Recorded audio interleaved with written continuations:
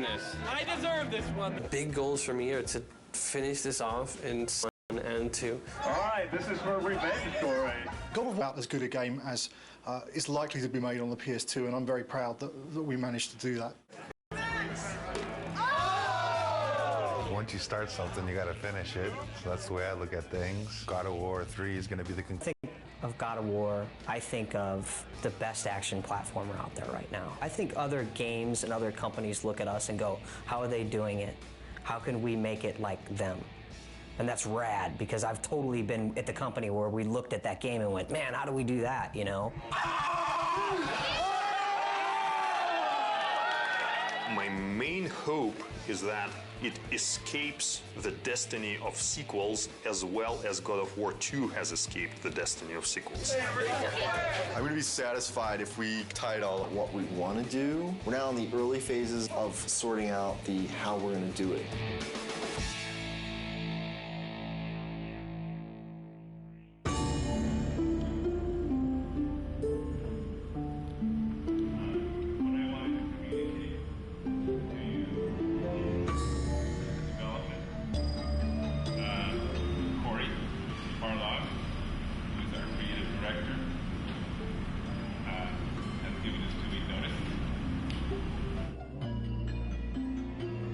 Next Friday will be my last day at Sony Santa Monica. The bomb was dropped. It was somber and everyone was quiet and no one said anything, and perhaps there was a tad bit of shock. It's killed me because I really didn't want to say something, but it's just nothing you can say is going to come across as anything but you're an asshole. When I heard that Corey was going to leave was kind of annoyance more than anything. It's, you know, it takes a long time to make a successful team as much as a successful product. It's always a pain when a key person in that team decides to move on. First emotion we felt was just shock. Didn't see it coming, didn't expect it. It's like dropping a bomb. Well, it was disbelief, obviously. I thought he would be the last one to leave. Incredibly bummed out, like very, very disappointed. You know, you're never really prepared for something like that, you know. They don't warn you very well either. They just kind of spring it on you. It was kind of a bit of a shock. I never expected that Corey would leave the project, so. But once the initial shock died down, I couldn't help but being a little bit happy for him, so because he was getting to try new things. It kind of puts us in a little bit of turmoil for now, but I think we'll work it out. I'm glad he has the balls to stick to whatever it is that he wants, but I'm also a little pissed that he's leaving us in the lurch, just kind of like holding the bag. I mean, I know I want to be here. If he needs to be someplace else, that's what he's got to do. And I think it's better that it happened at this stage in the project than a year from now, obviously. It obviously is a very difficult choice and a difficult time and not a very happy choice to be making. But, you know, on the horizon, the doors are opening. Of course, it's hard to imagine someone stepping into Corey's shoes. He's amazing. Many people wondered whether we could do God of War 2 without David Jaffe, who did God of War 1, and I think we succeeded at that. I think we can succeed at creating a third version without Cory Barlog. I think it's kind of neat, actually. A different director for each chapter.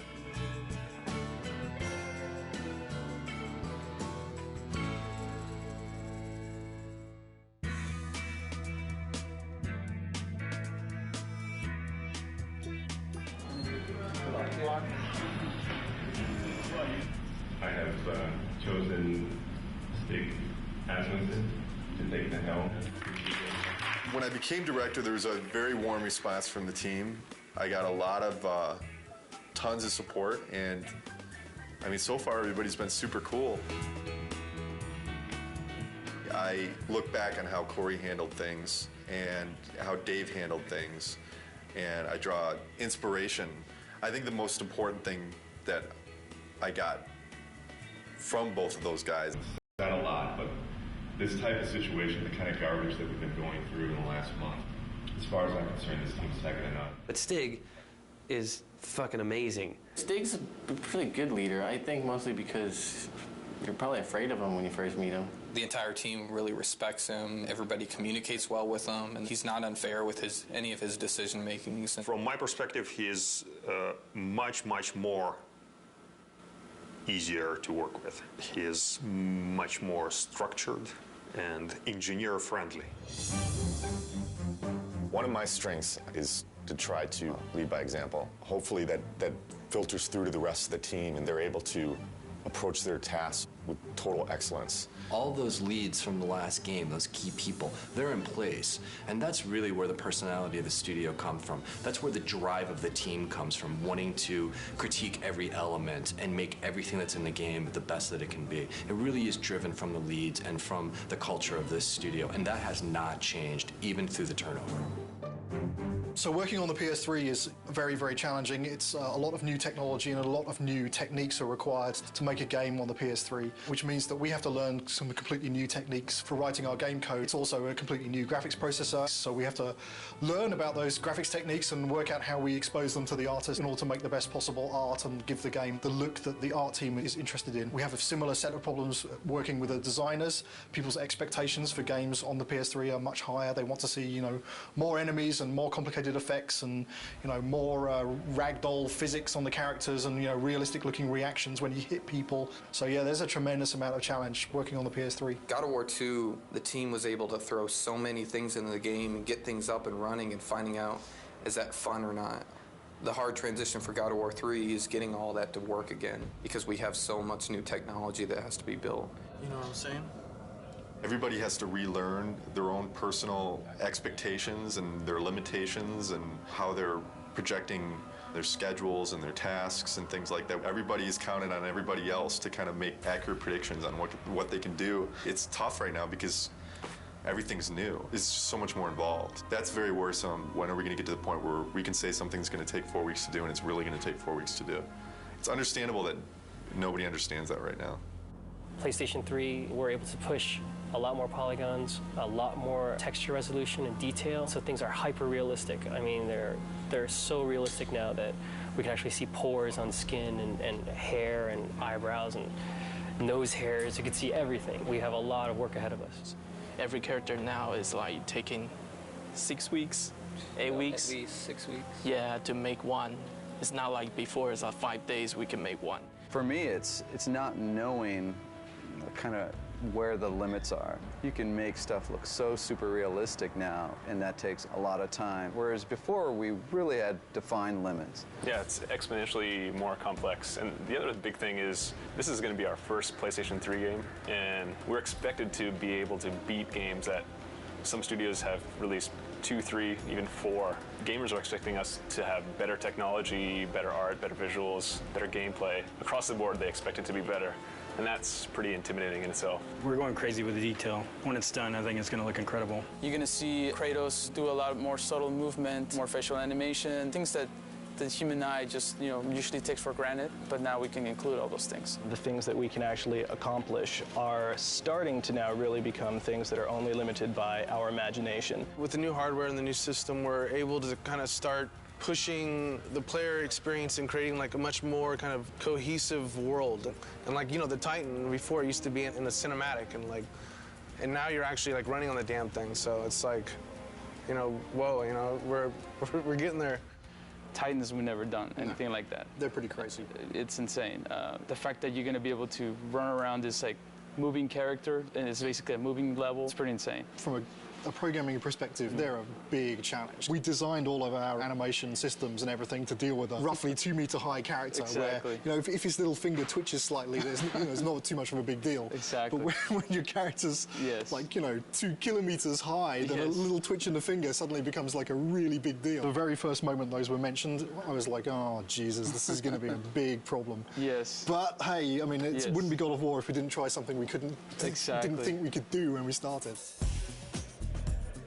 Because I'm very proud of this game and you guys, I've invited a storyteller friend of mine to come in our walkabout. So Stan Lee is going to join us today and check out your work. This is such a cool time to be just walking around the studio and looking at things as they're coming online. Every month, we do a walkabout, and it's largely for the team to kind of, review each other's work and, and really compliment each other. It's a big studio now, there's like 80 people here, and really it's impossible to keep on top of everything that any given part of the group has been working on. It's an opportunity for everyone to see. Plus, everything looks better after you had a couple beers, so it helps to make your stuff look better. Everyone's out to get Kratos. These are all, it's Olympus, the gods, and they're all bad. All the gods are bad except this guy who's tormented. Yes. That's great. His line is, in the end, there will only be chaos. And then the next game you do is called Chaos. That's a great sequel. There you go. Zeus's brother Poseidon. Terrific. Terrific drawings. Hera. Yeah. I love to write dialogue. Maybe we could try something new. A video game with lots of dialogue. I'm sure it would sell like a bomb. And I love the way this hand is there. Oh, gosh. Oh, yeah, and then when he moves the hand, we'll like make that to kind of get destroyed a little bit and get all kinds of dust flying off of it. This is one of the best things I've ever seen. Cool. That is beautiful.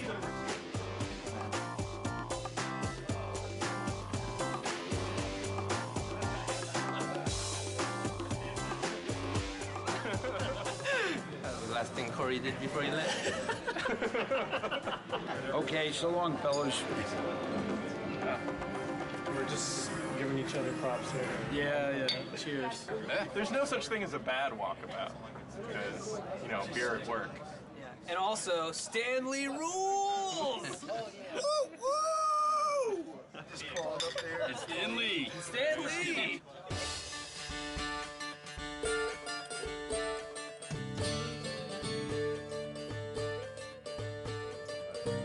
I'm fine with it as long as we make it seem like it's in-game as much as possible. I'm still learning every single day, and I imagine that process won't ever end. And there's so many things that you can learn from every individual on this team. Stig is kind of man of the team, very easygoing, very casual, but he's also extremely intelligent, very thoughtful. I think the thing that's been successful for him is that people just want to help him out. They just want to make a good game. Stig just keeps pushing along. He's got 2 brand new twins at home, and yeah, it just keeps on He's got this other baby, this big baby on his back right now, so he's doing great. Since last Halloween, we made a lot of progress. We've got the story of the game done. We've got the whole design direction completed. 3 months from now, we're going to be doing our press event. Everyone gets to go home early! The first couple times when Stig addressed the team, it was so clear how nervous he was. He would kind of stumble on his words, and he'd literally, turn red, like a stoplight. It was really kind of endearing. But then to watch him sort of evolve, and honestly, I think I was a little bit concerned that, our game director is our public face. And we actually gave him, some media training. And Stig actually asking people, he says, honestly, I don't want to think about all this stuff. I just want to be myself. Is that okay? And they said, you know what? Absolutely. That looks good. Oh, wow. So that's how tall Kratos is. He's probably closer to the size of this guy. Will is our stand-in Kratos when Kratos isn't here. I'm about as close as you can get. We picked the venue and the location for the spot, and we brought all the media here. We have something like 60 people here from the media. I can't wait for them to see the actual gameplay. These guys are going to be thrilled. Love Kratos. Kratos is hot. Be nice to see if he ends up a god or destroying Olympus. I do love the violence as well. The women are very beautiful in the game as well. I can't wait to see what new characters they've brought to us, what new enemies, and I'm really excited. I also want the sizzle, Maybe we can just focus it in a little bit more. We can play with that a little bit. Yeah. The development team has worked so hard on this project, so it's really fun to see when all their hard work comes to fruition. I'm going to get through the first couple slides up here, and then I'm going to start to walk around. Nobody has seen the gameplay outside of our studio, so this is going to be the first time. I want to get this over with. I'm nervous, but I'm also excited about this. I think we've got something really cool to show. I'm looking forward to seeing people's reactions. Can we play it? This is our first big kind of press thing. There's definitely some nerves with that. Anxious. I'm definitely anxious. The best thing that could happen today is people think it's awesome. You know, it totally kicks ass. The worst thing that could happen today is that people just flat out think it sucks. I don't think that's going to happen, but you never know with these media people.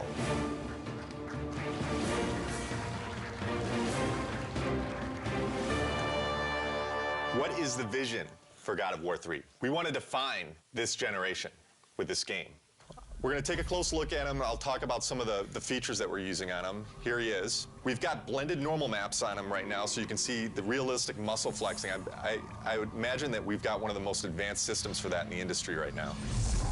The battle's in full swing. The god Helios is in battle with a massive Titan. And Kratos is going to launch into battle and start doing some damage on the grunts here. Now, Todd can easily just grab one of the grunts by pressing circle, and if he continues pressing circle, he can beat the crap out of him. But if he presses triangle, then he can rip them apart. If he presses X, then he can throw them. And one more move, square, uses it as a battering ram, and then he can take it, mash circle, smash his head against the wall. And all these moves are interchangeable. Meet our latest AI, the Chimera. Part snake, part goat, part lion. Todd has just unleashed the Cestus on him, and you can see it's a brawling weapon. Now, the way the Chimera works is it's a 3-stage enemy. First, you fight the snake stage, and then it changes its stance, and you fight the lion stage. We're really having fun with gore on this game. Entering the Cyclops. Every action that the Cyclops makes is a direct reaction from the pain that Kratos is inflicting on him.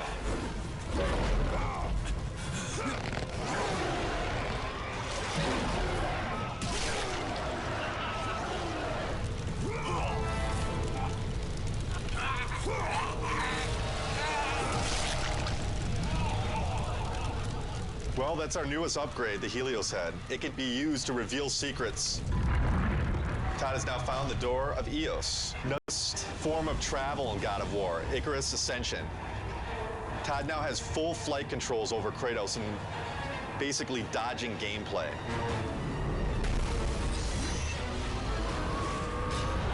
That's it.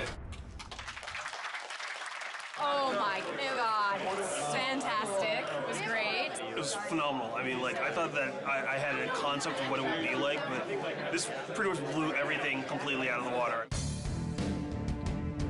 We're putting a lot into this game. I said I think this game needs to be a defining game for this generation, and I truly believe it will be. I can't comment on what the future holds for the series because, you know, I'm focused on God of War 3 right now, but this is God of War is, this is it. This is the end of the story.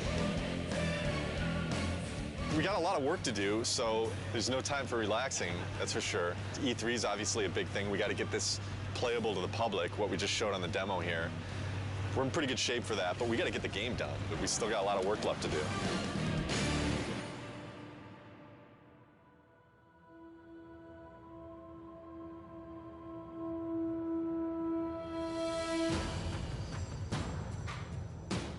Right now for E3, pretty nervous about it. Nervous, I mean, think nervous isn't a bad thing. You know, you should be nervous. Your nerves should be on edge or else you're not going to get the thing done right. It's kind of ironic that most people would have been happy with the reaction for the press demo, and we were kind of like, we could have done better. We've undertaken to basically change the rendering path between February and E3 to make it look much prettier and much more next-gen. We have this amazing capacity to never know when to stop. Hopefully it'll all come together. I think it will. It's looking very nice. We definitely know how to pressure ourselves. This team sets the bar really high. We could settle for a lot less and probably be a lot closer to being done, but with this group, they're never satisfied. Yeah, we never do things the easy way. Personally, I'm worried, but then I think it's good that I'm worried because that forces me to actually get this shit done. Good. There's definitely pressure, self-created pressure, and then pressure from other departments just to get everything done. We're all just trying to do our best. I think the most pressure we get is from ourselves. Every team is always looking at the other team's work and commenting and critiquing. So we're really pushing each other the most, I think. It's a lot of back and forth.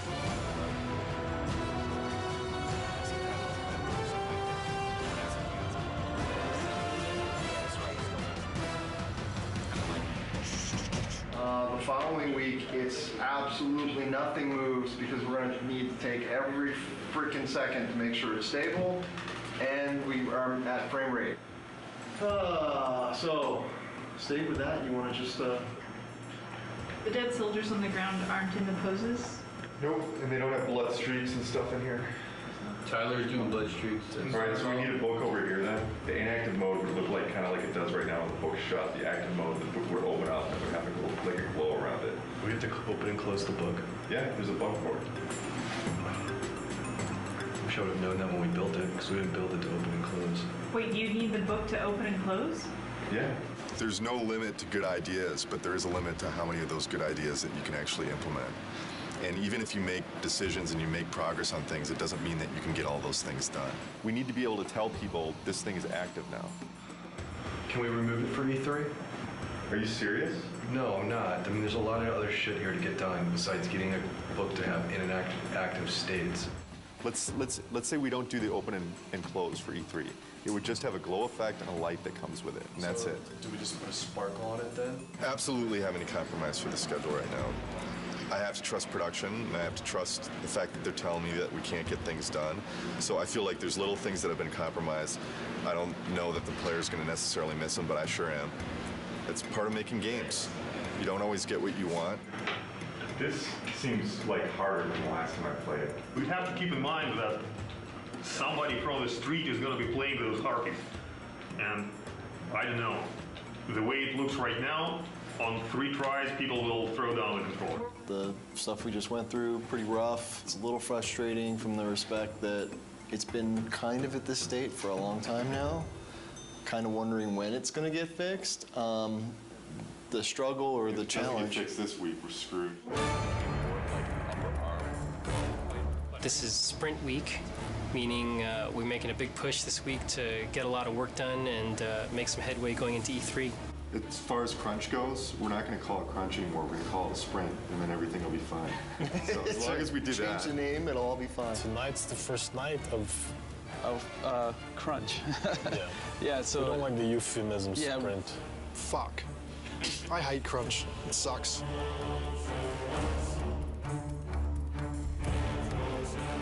Right now, I'm creating a new build, and hopefully that will enable the rest of the studio to then continue working on the awesome content that they're creating for E3. They're definitely waiting on me. Definitely. As far as my end, I feel I'm okay, but then at the same time, I kind of feel like I'm waiting on technology a little bit to kind of come online. We just have a ton of bugs to fix. We're getting new technology right now, and the lighting's kind of broken, fog's kind of broken, so we're just trying to kind of survive, fix all our bugs, and get all of our tech in place so we can get this thing done. You're sprinting now. Yeah. Tonight's the first time the team has worked together as one, and there's a certain kind of level of excitement that goes into it and dread because we're still working, but it's a fun group to be with, and we're trying to get stuff done. You know, we can only do so much, right? And we'll just try to do as much as possible, as quickly as possible, and that's it. Hopefully we end up with something pretty cool, though. This is the biggest E3 we'll ever have. Everybody wants to still see if Santa Monica still has it.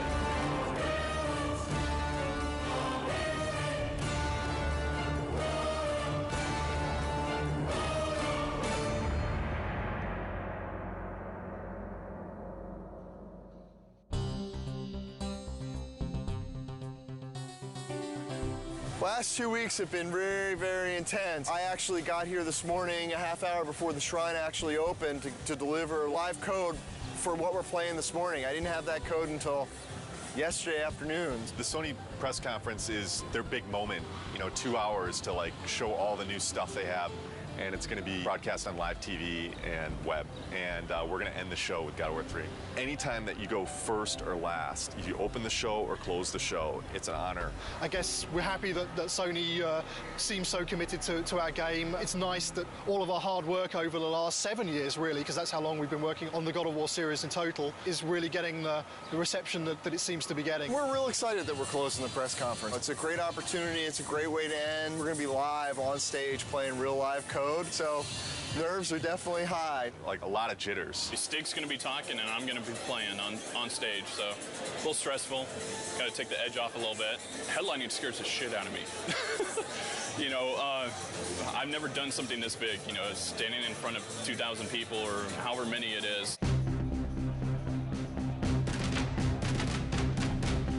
This is one of the most eagerly anticipated games of this generation.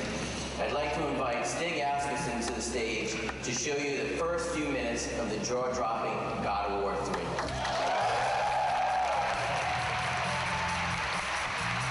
We at Sony Santa Monica Studios are excited to be able to present this live demo of God of War 3.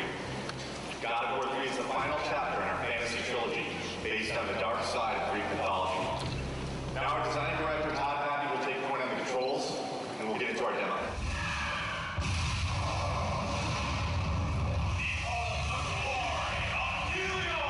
I'm really anxious. I'm really excited.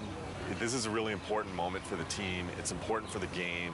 I hope that we make the impression that we always strive for.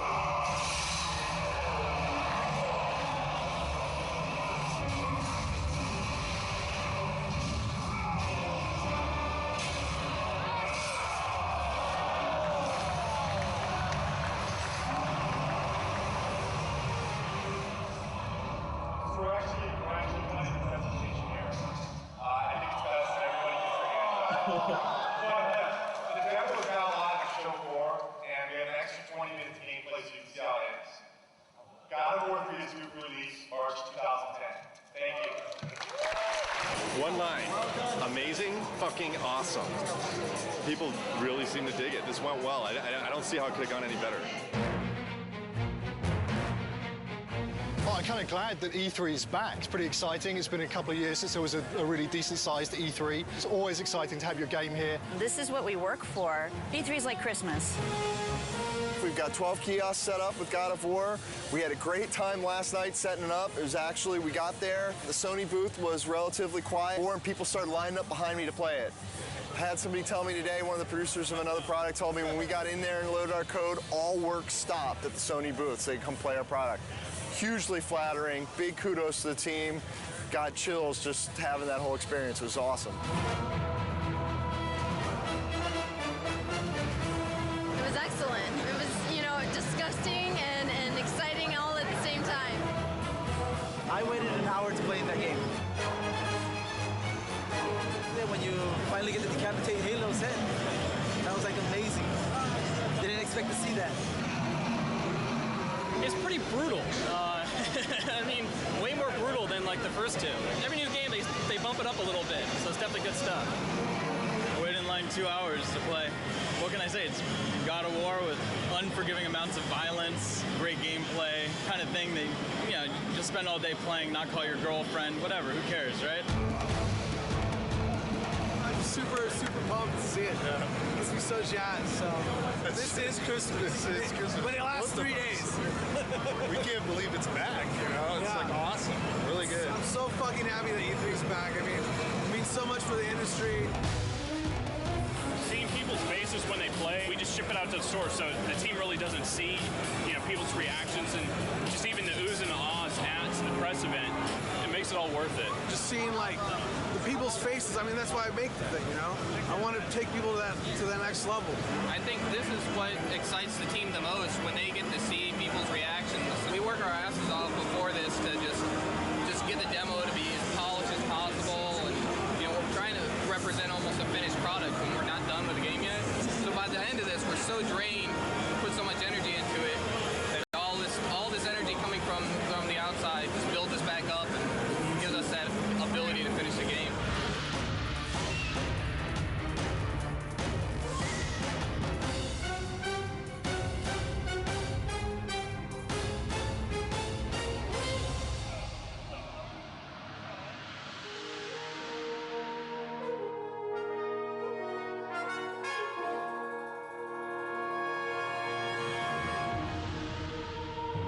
E3 was a huge milestone for us. A lot of publicity, a lot of great feedback and great exposure. E3 was awesome. I have to say it went very well. Seeing all the fans and watching everybody play totally put us in a different mindset coming back from that. You really get locked up and don't really see people's reactions working on something for so long and going and seeing people line up for your game, that's more than you could ever want, you know? It just kind of invigorates the whole team into coming back and working on something and wanting to put your heart into it and make it even better. I think we did a good job with it at E3, and that shouldn't be our high point. That should be like our midpoint.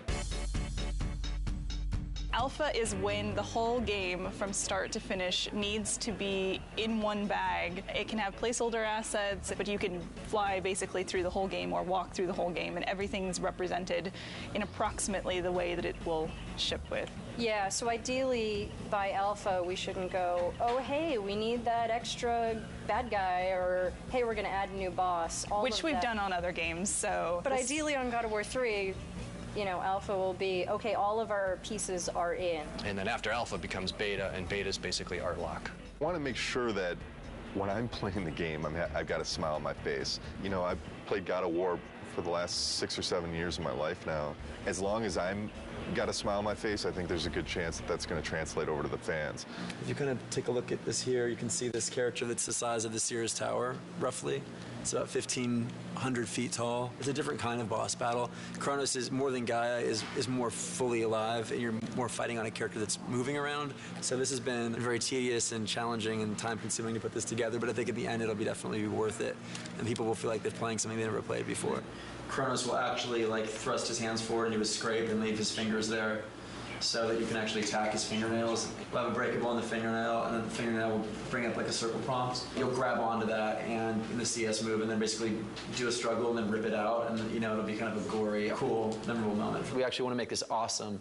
We want to make this gameplay super exciting. It's going to be everything people expect from what the Titan fight should be. What are the big tech issues, Chris, that you need support on? The only big tech issue we need support on at the moment is the issue with the collision. The more static you can get him, the more precision you will get in your CS move. The problem is that since the skin collision, the skin itself is not necessarily, is not just a non-deformable object that you can rely on to not have change from one frame to the other. That's the biggest issue we can have.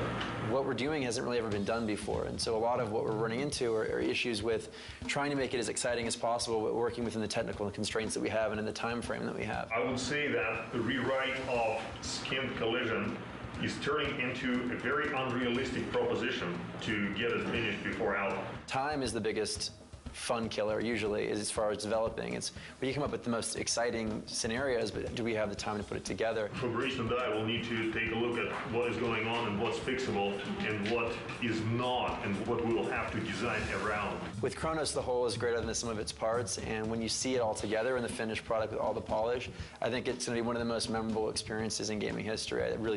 That's how I feel about it. I know it's going to be like that. The murderer of Gaia enters my tomb. Kronos! I know it was you who killed her, Spartan. Who else could?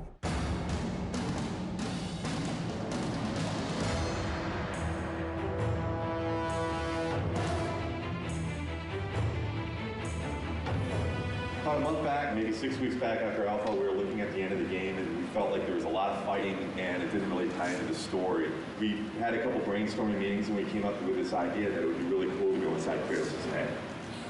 Because that's where the struggle is really taking place. The story's really never done until the game ships. And we're always tweaking it and modifying it. But I really like working on the story. Kratos is going to have this emotional struggle inside of his head. And, really the object of this game is he has to realize that he has hope inside of him, the power of hope. And that's what he originally got when he opened up Pandora's box. He didn't get the evil things, he got the good things. And I think it's going to be really, really fitting end to the trilogy. Keep in mind, we're very close to beta here, and this is the big stretch. And we really, really, really got to be zipping things up. Let's do it. That's all I got. That's all I got.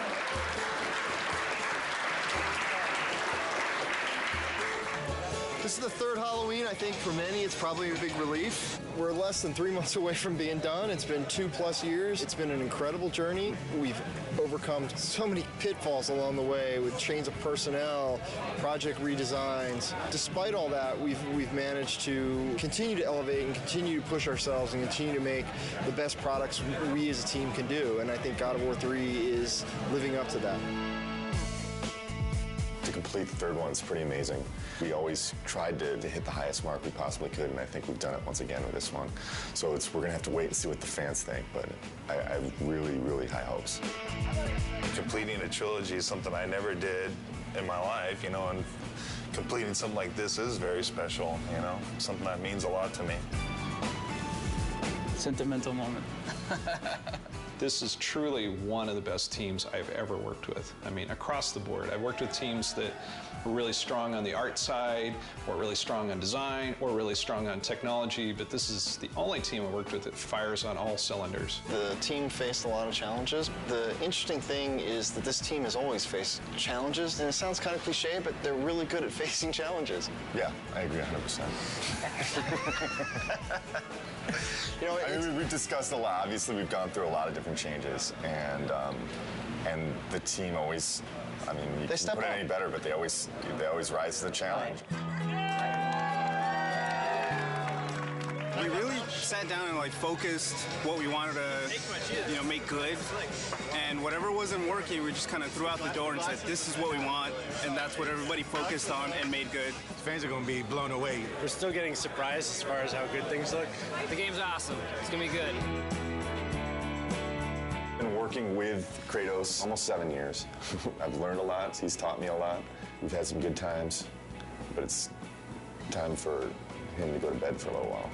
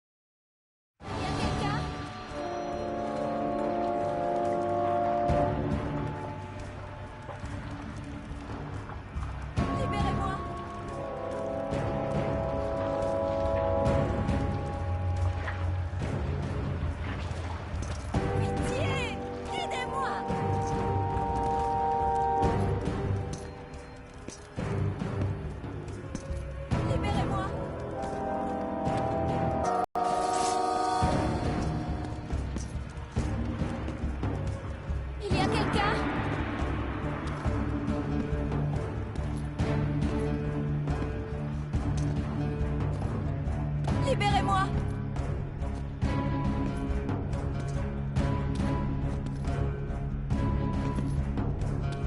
Pitié! Aidez-moi!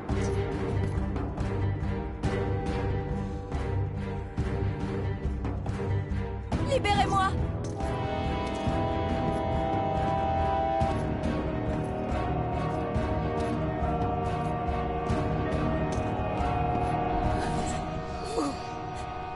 Vous êtes le Seigneur Kratos. Pitié. Non. Je n'ai pas besoin de votre aide.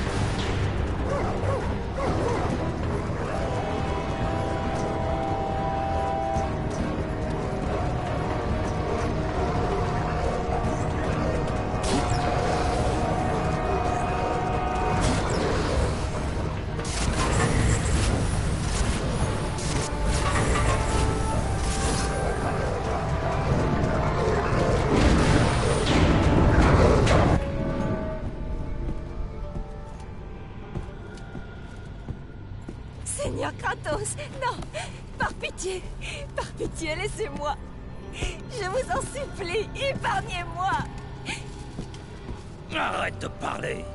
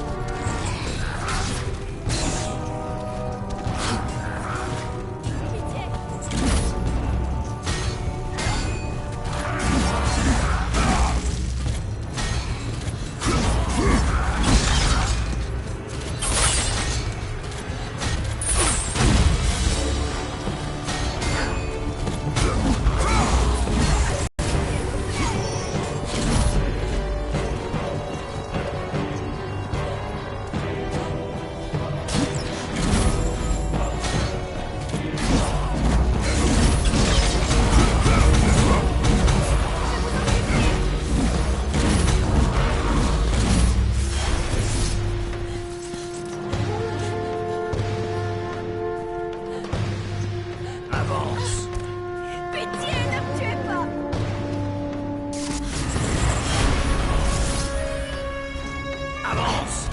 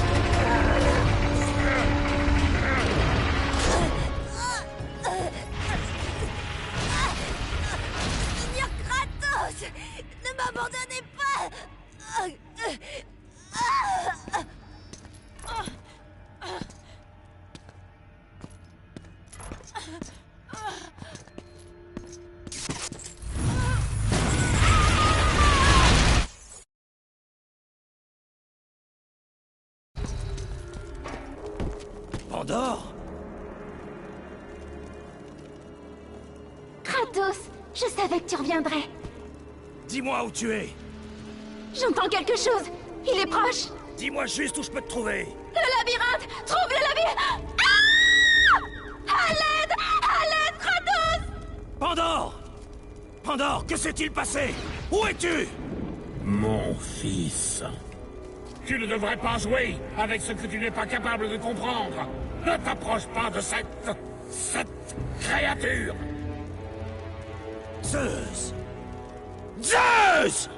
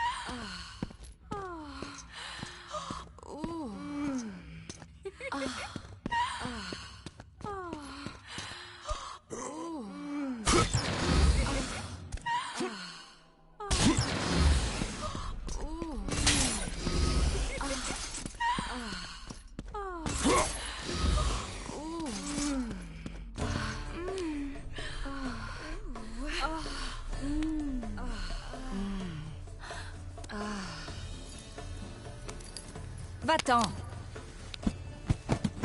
Kratos. Beaucoup trop de temps a passé. Bien que tu ne sois plus le dieu de la guerre, tu peux partager ma couche. Je ne suis pas là pour jouer, Aphrodite. Est-ce que tu sais combien de temps ça fait qu'un homme, un vrai, ne s'est pas rendu dans mes appartements? Ces ponts là dehors vont tomber en ruine. Zeus refuse d'interrompre Dédale, ce stupide mortel, pour les entretenir. Il est trop occupé à peaufiner son précieux labyrinthe. Ah, c'est donc ça qui te préoccupe. Tu essaies de comprendre ce dispositif là-bas? Les hommes et leurs joujoux. Le seul à pouvoir réparer ces ponts, c'est mon mari. Et nous savons que c'est un incapable. Alors, je te le demande encore, Kratos. Vas-tu rester?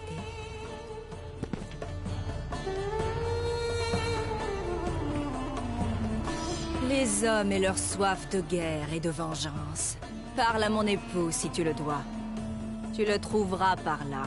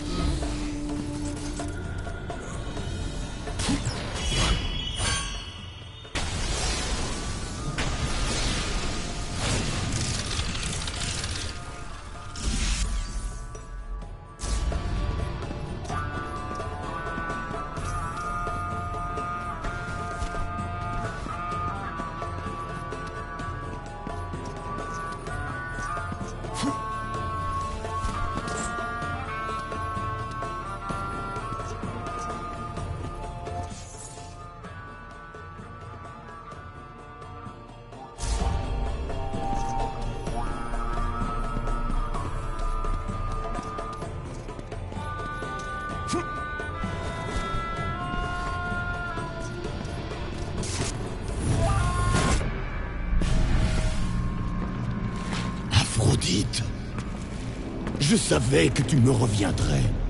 Kratos. Dis-moi, Aphrodite a-t-elle conquis un autre dieu de la guerre? C'est à ta femme que tu dois poser cette question. Je suis à la recherche du labyrinthe. Je pensais que tu ne cherchais que la flamme. Qu'y a-t-il de si important dans... Non! Ne t'approche pas d'elle! Ne t'approche pas de Pandore, Kratos! C'est à cause de toi qu'elle se trouve dans le labyrinthe! À cause de toi que je vis dans les enfers! Je ne t'ai fait aucun mal, Héphaïstos! Oh, Messie Spartiate! Tu as ouvert la boîte! Je n'ai fait qu'accomplir mon destin. Tu ne comprends vraiment rien. Il était difficile d'enfermer les mots de la Grande Guerre. J'ai forgé cette boîte grâce à un pouvoir plus puissant que les dieux eux-mêmes. La flamme de l'Olympe. Alors que le métal prenait forme, j'ai réalisé que la flamme était le lieu le plus sûr pour la protéger. Le verrou était en place. Tout ce qu'il me fallait, c'était une clé et un moyen de récupérer la boîte. Issue des profondeurs de la flamme, la clé est venue à la vie. Pandore, une enfant, ni vivante, ni morte. J'ai appris à l'aimer, Spartiate, et elle aussi m'aime comme un père. Lorsque Zeus est venu chercher la boîte, j'ai décidé de cacher Pandore. Je lui ai dit que le dos de Chronos devait être l'endroit le plus sûr pour cacher la boîte. Après tout, qui pourrait vaincre ce titan? Je lui ai menti. Je l'ai fait pour sauver mon enfant. Tu peux certainement me comprendre. C'est ta victoire, grâce à la boîte, qui a révélé ma supercherie. Zeus m'a torturé jusqu'à ce que j'avoue l'existence de ma Pandore bien-aimée.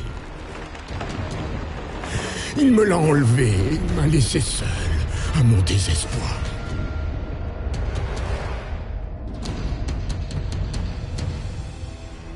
Tu ne comprends pas. Si tu l'amènes à la flamme... Que les choses soient claires, dieu forgeron! Rien ne pourra m'empêcher d'éliminer Zeus! Mais si tu... Tu as raison, Spartiate. Si cela implique la mort de Zeus, je serais heureux de t'aider. Peut-être. Oui, peut-être. Nous avons besoin de la pierre d'Omphalos. Je te fabriquerai une arme avec. J'ai déjà des armes. Oh, mais il y a une différence. Cette arme-là te donnera la récompense que tu as méritée à juste titre. La pierre repose dans le gouffre du Tartare. Si tu me l'apportes, je t'aiderai.